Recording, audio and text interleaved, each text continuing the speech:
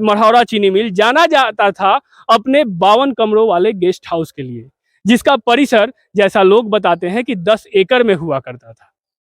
इस वक्त हमें सवाल करने चाहिए थे एनडीए से, मोदी जी से, कि जब आपने 2015 में वादा किया था कि ये चीनी उद्योग शुरू होगा, यहाँ पे सांसद आपकी पार्टी के हैं, फिर भी ये चीनी उद्योग शुरू क्यों नहीं हुआ। अब यहाँ के युवाओं को सवाल करना चाहिए था लालू यादव से, तेजस्वी यादव से और महागठबंधन की सरकार से कि यहाँ मढ़ौरा में आपके विधायक होते हुए, जो आज मंत्री भी हैं, जिन्हें हम सब जितेंद्र राय के नाम से जानते हैं, कि होते हुए भी आखिर ये चीनी मिल वर्षों से बंद क्यों पड़ा हुआ है।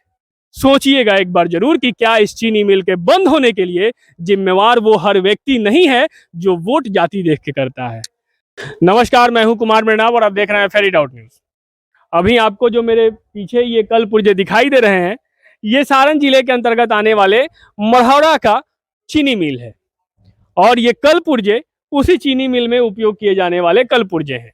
हालांकि इनकी हालत देखकर आप समझ सकते हैं कि ये बहुत ही जीर्ण शीर्ण स्थिति में है और इनका अब कोई उपयोग नहीं बचा है। ये जो थोड़े बहुत कल पुर्जे आपको दिखाई दे रहे हैं, ये इसलिए शायद दिख जा रहे हैं क्योंकि जो चोर हैं वो इसे काट कर ले नहीं जा पाए। हालांकि ये चीनी मिल 1904 में स्थापित किया गया था, यानी अंग्रेजों के शासन के दौरान। ये चीनी मिल जब अंग्रेजों के शासन के दौरान स्थापित किया गया था, तब से लेकर बंद होने तक इस इलाके के लगभग 80% जो आबादी थी, उसके जीविकोपार्जन का ये साधन था। जब ये चीनी मिल हुआ करता था और साथ ही साथ इसी मढ़ौरा में इसके बगल में ही एक मॉडर्न फैक्ट्री भी हुआ करता था, जिसके लिए मढ़ौरा विख्यात था। जिस मॉडर्न फैक्ट्री का नाम जुबा पे आते ही जो उस दौर के लोग हैं उनके मुंह में पानी आ जाता था, क्योंकि वो टॉफी बहुत स्वादिष्ट हुआ करता था। हालांकि मॉडर्न फैक्ट्री हो या चीनी मिल हो, दोनों की स्थिति ऐसी ही है, यानी दोनों ही अब बंद पड़े हुए हैं। ये चीनी मिल जब चला करता था तो जब यहाँ के जो गलियां थी वो गुलजार हुआ करती थी, यहाँ की जो आबादी थी उस अधिकतर आबादी को यहीं अपने इलाके में जीविकोपार्जन का साधन मिल जाया करता था। लेकिन जैसा लोगों का कहना है, जो उपलब्ध आंकड़े हैं, उसके अनुसार 90 के दशक में, यानी 1997-98 के आसपास ये चीनी मिल पूर्णतः बंद हो गया था।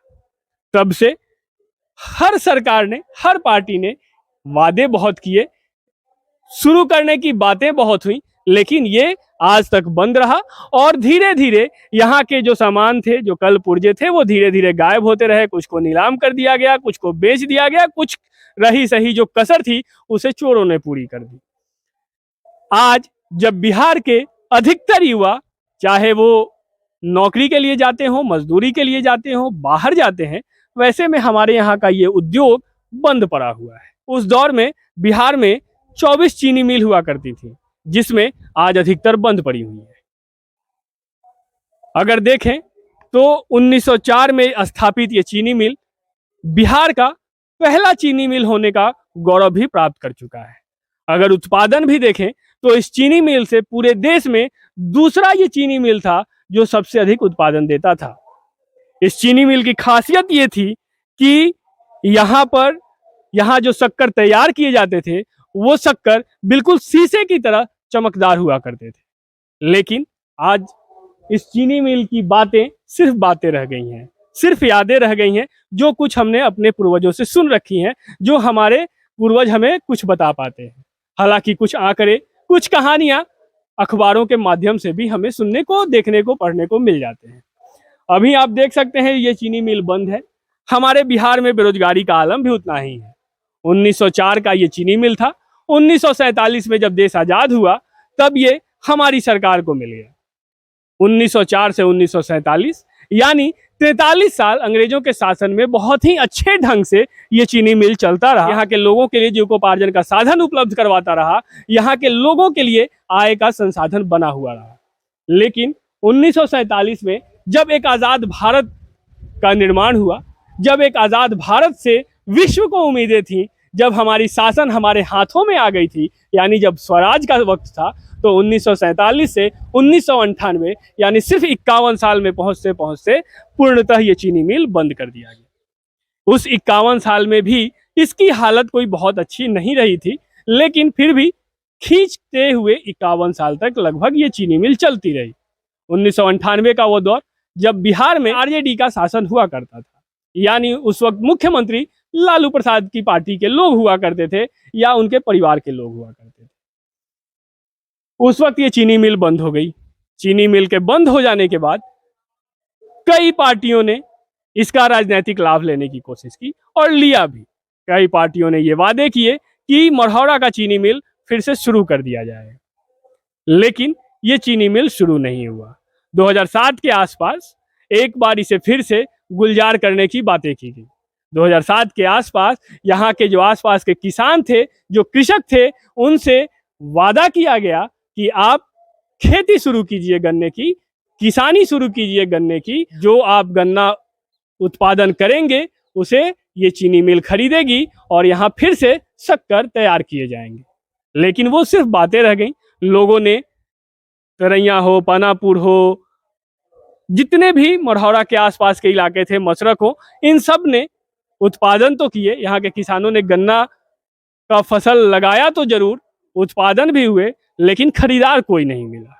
अंततः जैसा लोग बताते हैं, उन फसलों को जला देना पड़ा क्योंकि खरीदने वाला कोई था नहीं। 2015 में देश के प्रधानमंत्री नरेंद्र मोदी जी मढ़ौरा पहुंचे प्रचार के लिए, चुनावी प्रचार के लिए पहुंचे। उन्होंने वादा किया कि अगर बीजेपी की सरकार बनती है बिहार में तो ये चीनी मिल फिर से शुरू किया जाएगा। लोगों को बहुत उम्मीदें थी क्योंकि जो विजन नरेंद्र मोदी जी दिखा रहे थे वो काफी अच्छा था। जो विजन नरेंद्र मोदी जी बता रहे थे वो सुनने में बहुत अच्छा लग रहा था, बहुत ही कर्णप्रिय हुआ करता था। लेकिन जो चुनाव के परिणाम थे वो जैसा मोदी जी बता रहे थे उसके उलट आया और बिहार में महागठबंधन की सरकार बन गई। 2015 में बीजेपी की सरकार नहीं बन पाई। लोग बहुत नाउम्मीद हो गए क्योंकि मोदी जी वादा करके गए थे मढ़ौरा से कि जिस दिन उनकी सरकार बन जाएगी बिहार में, खासतौर मढ़ौरा में, ये चीनी मिल फिर से शुरू कर दिया जाएगा। मोदी जी के जाने के बाद लोगों को जितनी उम्मीदें थी वो सारी की सारी निराशा के गर्त में डूब गई क्योंकि बिहार में सरकार फिर महागठबंधन की बन गई थी और वादे मोदी जी ने ऐसे किए थे कि सरकार बनने के बाद ही वो चीनी मिल की शुरुआत करवाएंगे। लेकिन लोगों को खुशी तब हुई जब 2017 में नीतीश कुमार फिर बीजेपी में आए और एनडीए की सरकार बिहार में बन गई, जो पिछले साल यानी 2022 तक बनी हुई रही। 2022 तक लोग उम्मीद करते रहे, लोग इंतजार करते रहे कि बीजेपी की सरकार है, चीनी मिल खुलेगी, लेकिन ये चीनी मिल खुली नहीं।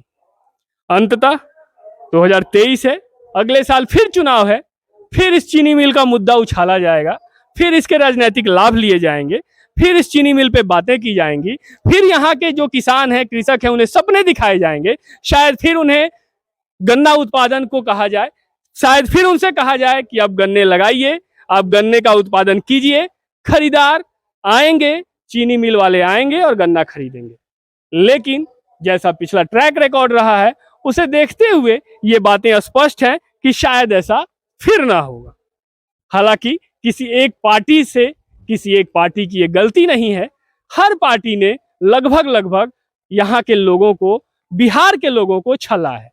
क्योंकि 90 के दशक की बात अगर करें तो 90 के दशक में बिहार में लगभग 24 चीनी मिल थे, आज उसमें से अधिकतम बंद हैं।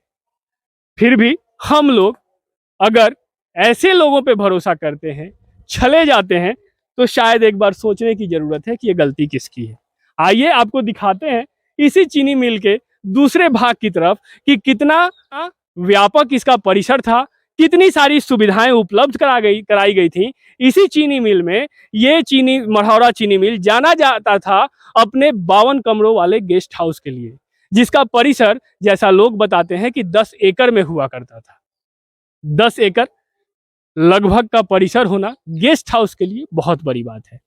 ये 1904 में स्थापित, मैं अपने कैमरामैन से रिक्वेस्ट करूंगा कि जरा दिखाइए कितना विशाल है। ये चीनी मिल आज पूर्णतः बंद है।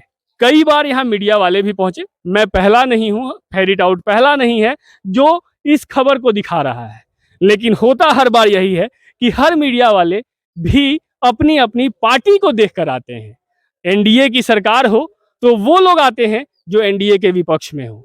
महागठबंधन की सरकार को तो वो मीडिया वाले आते हैं जिनकी विचारधारा महागठबंधन से मैच नहीं करती। हालांकि अगर देखें तो सच्चाई यही है कि यहाँ के लोगों को, बिहार के लोगों को, बिहार के उद्योग को, बिहार के युवाओं को छला एनडीए ने भी है, छला महागठबंधन ने भी है। मैं आपको दिखा दूं, हमारे पीछे आपको ये जो परिसर दिखाई दे रहा है, जो मंदिर नुमा दिखाई दे रहा है, वो उस वक्त का बना हुआ विश्वकर्मा मंदिर है। और उसके ठीक पीछे जो आपको ढांचा जीर्ण शीर्ण हालत में दिखाई दे रहा है, वो बना हुआ अस्पताल था, जिसे जैसा स्थानीय लोग बता रहे हैं कि इसे शेक्सपियर डिस्पेंसरी के नाम से जाना जाता था। ये अस्पताल, आप सोच सकते हैं कि 1904 के समय में जो अंग्रेज थे, जिन्हें हम शोषक कहते थे, हमारे देश को लूटने वाला बताते थे, का भी विजन कुछ ऐसा था कि हमारे लिए वो उद्योग लगा जाते थे। लेकिन आज के दौर में जब सरकार हमारी है, हमारे द्वारा चुनी हुई है, उस दौर में ये चीनी मिल बंद है। चाहे वो सरकार लालू यादव जी की हो, चाहे वो सरकार एनडीए की हो, दोनों ने ही यहाँ के युवाओं को छला है। और आप देख सकते हैं ये चीनी उद्योग बंद पड़ा हुआ है। आज जब हमारे यहाँ के युवा जातियों के नाम पे लड़ रहे हैं, आज हमारे यहाँ के युवा जब मजदूरी करने बाहर के राज्यों में जाते हैं, वहाँ बेइज्जती और अपमानित होते हैं, उस वक्त हमारे यहाँ का ये चीनी उद्योग बंद है। और ये वो चीनी उद्योग है जो हमारे यहाँ के 80% की आबादी को रोजगार दिया करता था, जो हमारे यहाँ के युवाओं को मान सम्मान के साथ नौकरी दिया करता था, जीविकोपार्जन का साधन दिया करता था।